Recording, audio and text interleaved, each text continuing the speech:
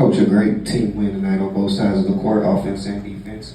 What would you say to the fans or the media who suggest that the notion is that we play better defensively without Trae Young?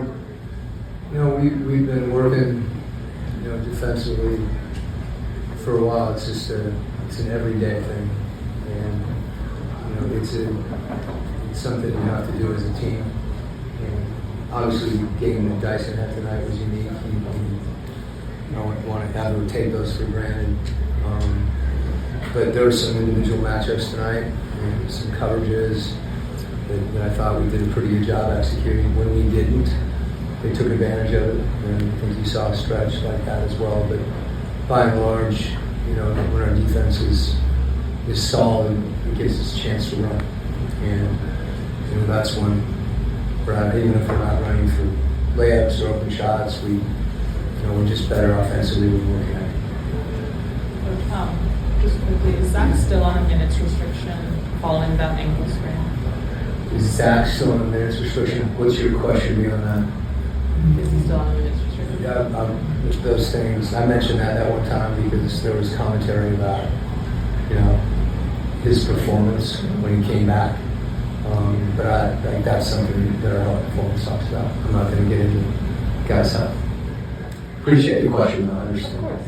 And as far as Mo's defensive instincts, it's just when he plays against Paolo, it seems like he takes that matchup really, really, how do I put it, seriously, yeah. Mm-hmm. Just what did you think of his defensive instincts tonight?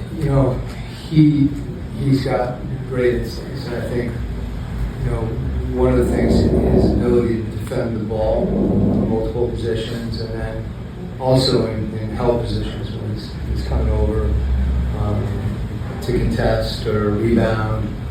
That's something else that you see, making a weak side block or getting a rebound in the crowd. I think that's been a big thing for us, especially against Orlando, the way that they offensive rebound. And that was a point of emphasis, and obviously that's something that Mo excels at. We're part of all our guys in their minutes.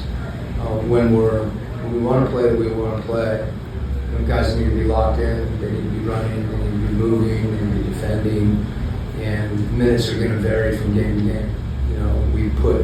We had a bigger lineup in, and they went small, so we subbed on that for a matchup, and that's going to be the case in a lot of games, one way or the other. And it's important for our guys to embrace that too, when those times do occur, and really to get behind the teammates. And I feel like that's really important, and it's something our guys understand and do. Which Donaldson seemed to do most of the ball handling tonight, certainly most for this season with Trae being out. Was that by direction, or is it something that they feel throughout the game? Yeah, I don't necessarily think that's the case. Like you look early in the game, Nikhil was bringing it a fair amount. I think when you play a team that has Jalen subs on it, the way that he pressures the ball, to have multiple handlers makes sense. And, we trust Dyson in those situations, particularly when he gets rebounds and we run. And then, as you said, we were actually playing through our bigs for a majority of the game, late, because it gave us a chance, to get movement. And in that case, it doesn't matter who brings the ball up for us. I think in transition, you'll see Keaton and you'll see Nikhil in most of it. And then there's set plays where we have Dyson in.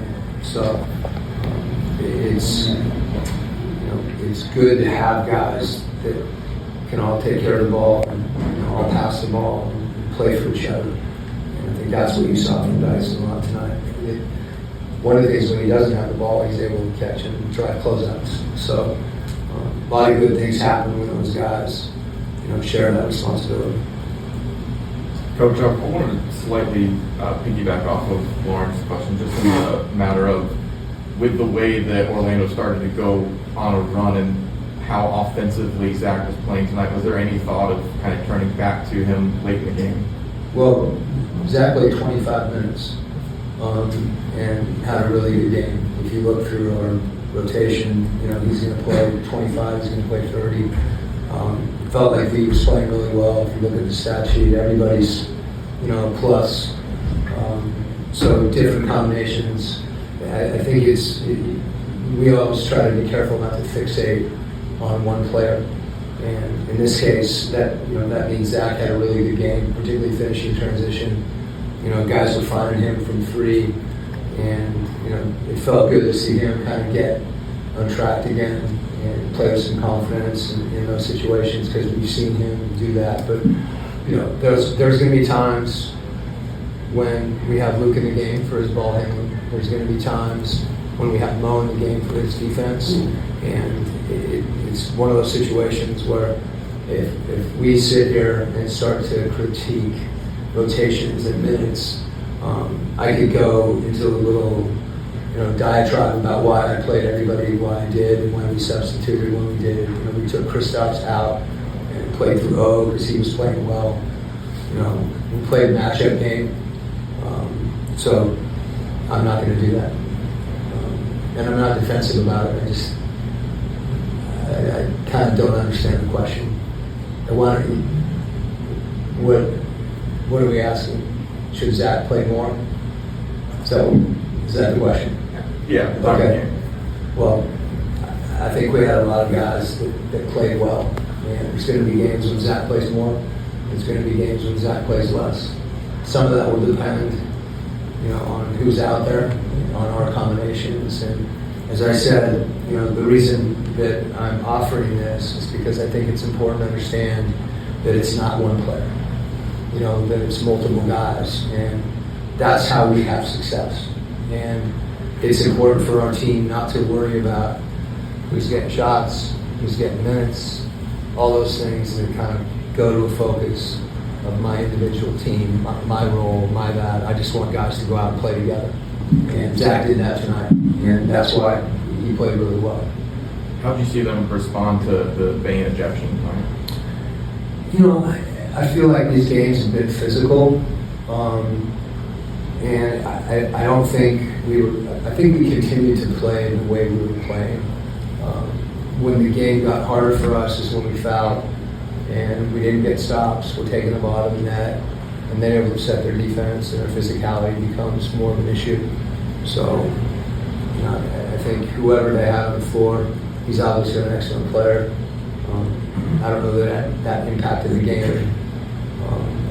As I said, I think when we got stagnant offensively and didn't move the ball, and when we had some breakdowns defensively, that's when we sputtered.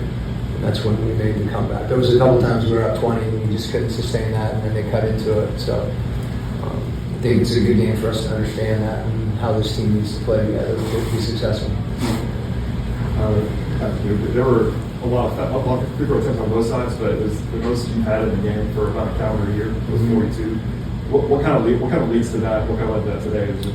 I think attacking the paint, and that's something that is easy when you're running and harder when you get in half court. And you have to work harder to get the ball in the paint. You have to be more determined. And when we do that, we get a chance to get fouled. And we also get better shots. Okay. Thanks, Coach. Okay.